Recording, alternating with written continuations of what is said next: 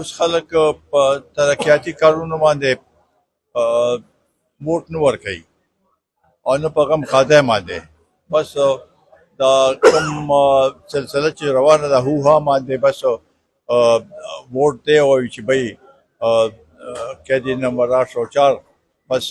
هغه به راله سیټ هم ګټي او هغه به راله هر څه کوي نو هغوی ولې به پروا کوي د دې علاقې د دې منتخب ورته ووایي هر څه چې دي. سلامونه احترامات ګرانو کتونکو د لوی اختر ورځ د آفتاب احمد خان شیرپو په دیره کې موجود یو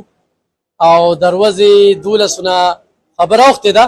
او په دغه ګرمۍ کې یو بیا په دغه کړکېچنو حالاتو کې د خپل عوامو کې هغه موجود دي څو خبرې به د آفتاب احمد خان شیرپو سره د دغه لوی اختر د مبارکۍ حوالې سره خو هم کوو او په ملکي صورتحال باندې به هم څو خبرې ترې کوو. سرجي خبرې موقع ده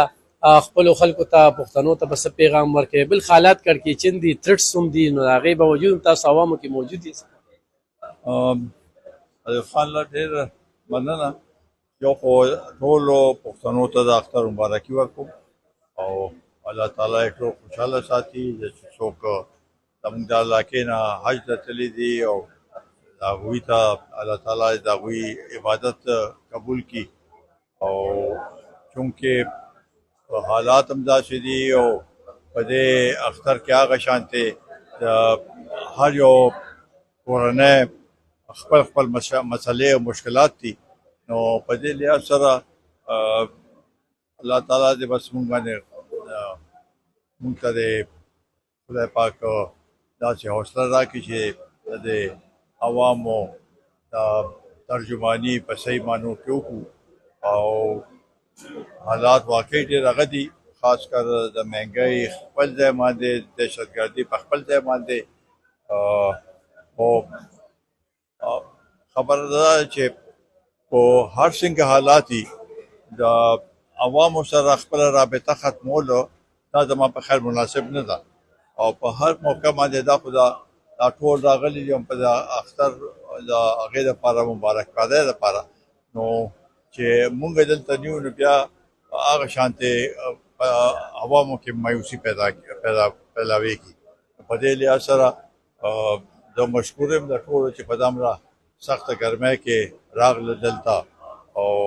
مونږ سره یو ځای شو په دې اختر کې او انشاءالله تعالی د دوی چې څه مسلې او مشکلات دي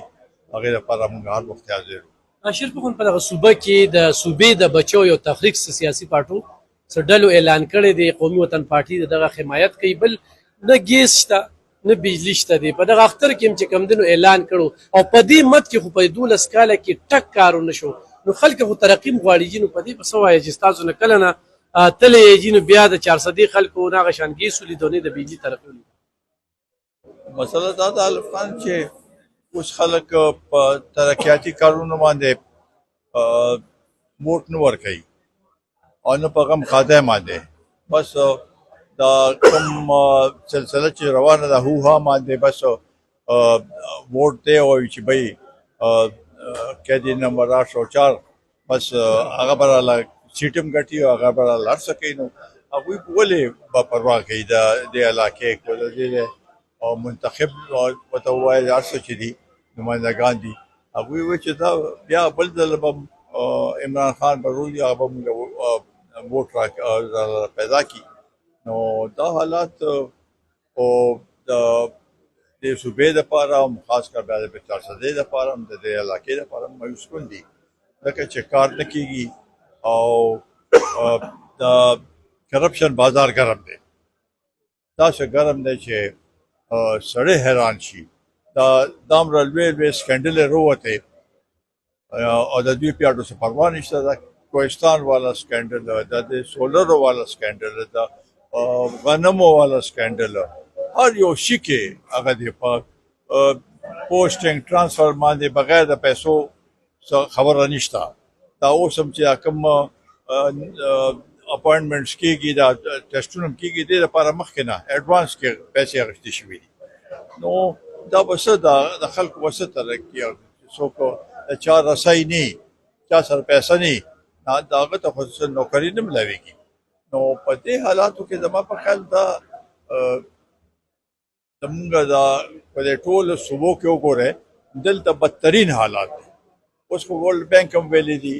چې 44% خلک د غربت هغه کرښې نه لاندې دي. 44% د پاکستان. نو هغې کې خو دا بیا صوبو په سطح باندې وګورئ زمونږ د صوبه کې به ما په خیال 60-65% دي. نو دې حالات کې زما په خیال خلک پریشان دي، ډېر زیات پریشان دي. بچو تحریک چې صوبه کې شروع کیږي نو کارآمد دي ضرورت اوسه پورې خو تحریک یو په دغه لحاظ سره چې هر یو پارټي خپل هغه به کوي شروع کوي. زمونږ دا اراده چې اختر نه پس به د دې صورتحال د دې صوبې چې کوم صورتحال دی د هغې باندې به ځو میدان ته ووځو.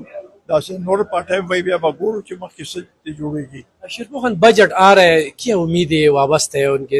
اس بجٹ سے؟ اور کچھ لوگ یہ اعتراض زیادہ ٹیکس لگا رہے ہیں اس پہ. ٹیکس تو لگائیں گے کیونکہ آئی ایم ایف کے ہر ایک چیز پہ نقطے پہ فل سٹاپ پہ اس پہ وہ آئی ایم ایف کے بغیر یہ نہیں کر سکتے کچھ. تو یہ صورتحال ہو تو آئی ایم ایف کو کیا پرواہ ہے؟ وہ تو کہتے ہیں کہ اور ٹیکس لگاؤ، تنخواہ دار طبقے کے وہ ان کے اوپر جو ٹیکس لگے ہوئے اس کو بھی کم مت کرو، تنخواہیں مت بڑھاؤ. تو کیا یہ صورتحال تو دن بدن مہنگائی یہ کہتے ہیں کہ کم ہوگی، مہنگائی کم نہیں ہوئی، ابھی بھی اسی طریقے سے ہے. تو یہ صورتحال اس صورتحال میں ایک عام آدمی کا اور پھر خاص کر تنخواہ دار طبقے کا ان کے لیے تو وقت گزارنا بڑا مشکل ہے. کچھ معلومات ہے سر بجٹ کے حوالے سے کہ کچھ مشورہ دیں گے؟ میں تو سمجھتا ہوں کہ ایک تو یہ ابھی کوشش یہ کر رہے ہیں کہ صوبوں کو جو فیڈرل پبلک کو جو اے ڈی پی کا جو بجٹ تھا پی ایس ڈی پی اس میں کمی کر دی ہے، اس صوبے کو کچھ نہیں دیا انہوں نے. اسی طریقے سے ہمارے جو بجلی کی مد میں جو منافع ہے ہمارے جو ٹرائبل ڈسٹرکٹس ہیں اس کا جو پیسے ہیں وہ بھی ان کو نہیں مل رہے ہیں اور یہ بھی آرام سے بیٹھے ہوئے ہیں، کوئی آواز تو نہیں اٹھائی. ہم نے تو پچھلے اگر آپ کو یاد ہو پچھلے عید پہ بھی میں نے یہ کہا تھا کہ اگر صوبے کے حقوق کے لیے بات ہو تو ہم تیار ہیں اور دہشت گردی کے خاتمے کے لیے ہو تو ہم تیار ہیں، ہم سب بیٹھنے کے لیے تیار ہیں. لیکن ان کو کوئی پرواہ نہیں. قرم ایجنسی میں جو کچھ ہو رہا ہے میرے خیال سے کہ بدترین حالات ہے، سڑک ابھی تک نہیں کھلی، وہاں پر کوئی چیز ملتی نہیں ہے. اور یہ صورتحال رہی ہے کہ 7-8 مہینے ہو گئے ہیں اس کو. تو یہ صوبے کی صورتحال تو بدترین ہے. جنوبی اضلاع میں شام کے بعد کوئی ادھر سفر نہیں کر سکتا. تو میں سمجھتا ہوں کہ یہ صورتحال ملک کے لیے بالکل ٹھیک نہیں ہے. اور یہاں پر میرا نہ مرکز کی طرف سے وزیر اعظم ابھی پچھلے دن میرا خیال ہے 1 گھنٹے کے لیے آئی، یہ پہلا دورہ تھا اس کا، 1.25 سال ہو گئے، پہلا دورہ تھا. نہ وہاں کے وفاقی وزیر آتے ہیں، بجلی کا وزیر آئے ادھر لوگوں سے ملے کہ یہ کیا ہو رہا ہے، یہ کیوں اتنی لوڈ شیڈنگ ہو رہی ہے. عید کے دن بھی انہوں نے جو وعدہ کیا تھا وہ بھی نہیں پورا کیا. آج بھی لوڈ شیڈنگ ہوئی ہے، گیس پہ نہیں ہے. تو وہ وزیر آئے ادھر لوگوں کے ساتھ ملے، ان کو بتائیں، مگر کوئی ان کو پرواہ نہیں. ہمیں تو اس سے عوام کو محروم کیا جا رہا ہے کیونکہ یہاں پر پی ٹی آئی کی حکومت ہے. وہ جو جرگہ ہوا ہے وزیر اعظم آیا تھا، آرمی چیف بھی آیا تھا، اس کے بعد الیامین گنڈاپور نے ایک بیان دیا ہے کہ وفاقی حکومت نے ہمارا سب جو NFC وارڈ ہے وہ مان چکے ہیں اور ہمیں اپنا حق دے رہا ہے. یہ تو اس کی باتیں ہیں نا، زمینی حالات کو دیکھو. ابھی کچھ آئے گا تو ہمیں پتہ چلے گا نا. اس سے ایسے بیان دینے سے تو کچھ نہیں بنے گا. کچھ بھی نہیں دیا، کچھ بھی نہیں دیا، اور ایسے لولی پاپ اس کو دکھا دیا اور وہ خوش ہے. الیامین وہ تو اپنی کرسی بچا رہا ہے کہ مجھے نہ تبدیل کیا جائے یا میرے خلاف کوئی حالات نہ بنائے جائیں. تو وہ اور تو میرا خیال ہے کہ علی امین نے جو کچھ یہ اس کی حکومت نے یہ 1.25 سال میں جو بازار گرم کیا ہوا ہے رشوت کا، میرا خیال ہے کہ ایسے ہم نے کسی دور میں بھی نہیں دیکھا جو یہ صورتحال ہے۔ اشرف خان، جو وفد باہر ملک یہ ہے پاکستان کا، اور یہ ٹرمپ کی بار بار جو بیانات آ رہے ہیں، انڈیا مودی جو ہے نا پھر حملے کی اور اس طرح کی باتیں کرتے، تو اس حوالے سے آپ کیا کہیں گے؟ یہ وفد کارآمد ہوگا؟ وفد تو بھیجنا ٹھیک ہے، اپنا نقطۂ نظر بیان کرنا عالمی سطح پہ یہ ضروری ہے، کیونکہ اس جنگ میں تو پاکستان کو ایک برتری حاصل ہوئی ہے، اور وہ برتری بھی اس لیے حاصل ہوئی ہے کیونکہ ہم سچائی پہ تھے۔ پہلگام میں ہمارا کوئی واسطہ نہیں تھا، لیکن مودی کی حد درمی اور وہاں پر انتخابات کی وجہ سے انہوں نے یہ سمجھا کہ اس طریقے سے ہمیں زیادہ ووٹ مل جائیں گے، وہ صورتحال نہیں بنی۔ تو اس لیے ہمیں یہ پہلی بار ہے کہ پہلے تو ہمیں افغانستان کے ساتھ وہ کیا جاتا تھا کہ بھئی پاکستان اور افغانستان، ابھی امریکہ کو بھی پتہ چل گیا کہ پاکستان کی ایک حیثیت ہے، تو وہ ابھی اس نقطۂ نظر سے دیکھ رہے ہیں۔ ابھی اگر آپ دیکھیں یہ جو ابھی پابندیاں لگائی ہیں کچھ ملکوں پہ، پاکستان کا نام نہیں ہے اس میں، ان کو پتہ چل گیا ہے کہ پاکستان ایک قوت ہے یہاں پر، اور ان کے پاس صلاحیت بھی ہے، اور ہندوستان اس خطے میں ہندوستان کی اجارہ داری جو ہے بہت حد تک ختم ہو گئی ہے، تو یہ ایک بڑی اچھی بات ہے اس لحاظ سے، اور انشاءاللہ تعالی ہماری یہ خواہش ہے، اور اس پہ اگر آپ دیکھیں تو یہاں پر پوری قوم تھی، ہندوستان میں نہیں تھی، یہ بھی ایک بڑی بات ہے۔ تو اس لحاظ سے میں سمجھتا ہوں کہ اب اس کو آگے بڑھانے کی ضرورت ہے، مسئلے بہت ہیں، پانی کا مسئلہ بہت سنگین مسئلہ ہے، اس کے اوپر ابھی ایسے لائے عمل طے کرنا ہے کہ ہمارا پانی کوئی روک نہ سکے۔ کشمیر کا مسئلہ ہے، یہ سب مسئلے ہیں ہمارے، اس کے اوپر اب بات چیت اس جنگ سے تو کم از کم کشمیر کا جو مسئلہ ہے وہ سامنے آ گیا ہے، اور زیادہ اس کو تقویت ملی، تو اس سے فائدہ اٹھانے کی ضرورت ہے۔ شرف خان، یو خیرانه پښتنه څنګه چې تاسو وی چې پښتونخوا کې بدامني ده، حالات خراب دي، دا تاسو تم ترستی، خو بیا په خپل عوامو کې موجود دي. بلوچستان حالات ته څنګه ګوره، او هغه کې چې د رای او د انډیا په کې بار چې کم دنو پیشنګیم کیږي گرفتارین؟ دیکھیے وہ شک نشته چې هغه پکشته د بیرونی لاس پکشته، او خاص کر دا انډیا، او خاص دا جنگ چې وشو دی نه پس هغوی زیات دله هوا د تقویت ورکوي، او هغوی سره په دې کې همکاري کوي، نو په دې لحاظ سره زما په خیال پاکستان کې چې څوک اوسېږي کم از کم د پاکستان د پاره جدوجہد کول پکار دی، په دې لحاظ سره چې مونږ نه غواړو چې بیرونی داسې حالات جوړ شي، بلوچستان مونږ نه جدا کېدی نشي په هیڅ صورت کې، خو دا ده چې لږ توجه ورته ورکول پکار دی، د وفاق د طرف نم او د اسټابلیشمنټ طرف نم، چې صحیح مانو کې هلته د هغې خلکو محرومیانې چې دي هغه ختم شي، نو بیا به لږ خلک په آرام شي۔ ډیره زیاته مننه کوم ګانو کتونکو، دغه شیرپوهان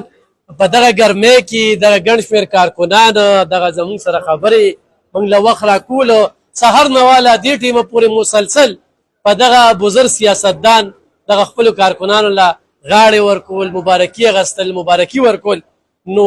ټول د ضلع 400 چې کوم دي نو دغه کارکنان روان دي، نو دغه د پښتون لیډر چې کومه ده نو هغه پیژنګلو وي، یقینا د 400 خلکو له دغه خپل لیډر چې کوم دی نو ملاتړ پکار دی۔ حامد خان تورنزی دا اوس ورسېده، پکار چې وختي راغلی. حامد خان، لیډران بیا مشران بیا پارټۍ او دې وخت کې د شیرپو خان دغه ګرمۍ کې دغه موجودګي او دغه چې ترټ سوم دی ورته، نو څه وایي په دې باندې؟ زمونږ ملي رهبر جناب آفتاب احمد خان شیرپو صاحب داسې د پښتنو لیډر دی، داسې مشر دی چې په تېر وخت کې که تاسو وګورئ نو ډېره سخته په دې پښتنو راغلې ده. دماکې به وي، خودکش دماکې به وي او هر وخت به مطلب څه نه څه تھریټس وو هغې وخت کې به او څه دماکې شوي هم دي، زموږ په مشر هم شوي دي، پکې زموږ کارکنان په سلو نه زیات کارکنان زموږ شهیدان شوي دي په مختلفو دغه کې. خو هغه چرم خپل د کلي خلک، خپل د پارټۍ کارکنان، خپل د ضلعې خلک په یو حالت کې مغه پرېښي نه دي. همدغه وجه ده چې که نن د پښتنو نمایندګي کولی شي او نن د پښتانه د دې سخت نه ویستي شي نو صرف ملي رهبر جناب آفتاب احمد خان شیرپو به ویستي شي، ځکه چې دې د پښتنو او د دې صوبې په خدمت کې او د دې پښتنو په نمایندګۍ کې او د دې دپاره په جدوجہد کې چې کوم دی هره سخته برداشت کړې ده او هره سخته برداشت کړې. یو میدان چې کوم دی د نه دی پرېښی، همدې پښتنو سره د خپلو خلکو سره د هر وخت څنګ په څنګ ولاړ وي. ډېره زیاته مننه. افتخار خان چې کوم دی یو خو مرکزي صدر دی د تاجر اتحاد. افتخار خان وینې شیرپو خان دغه دیره کې تم موجود دی، د شیرپو خان دغه کارکنانو سره دا ملاقاتونه د لیدنې کتنې څه احساسات لري؟ څه ویل یو لیډر باره که وګورو نن آفتاب خان نن وګورو نو زما په خیال د ژوند په هغه حصه کې چې هغې کې ډېر خلک ناست دي، ډېر خلک ناست دي او دغه نه خو د هغې همت، د هغې حوصله چې د قوم دپاره، د پښتنو دپاره د هغه په زړه کې کومه جذبه ده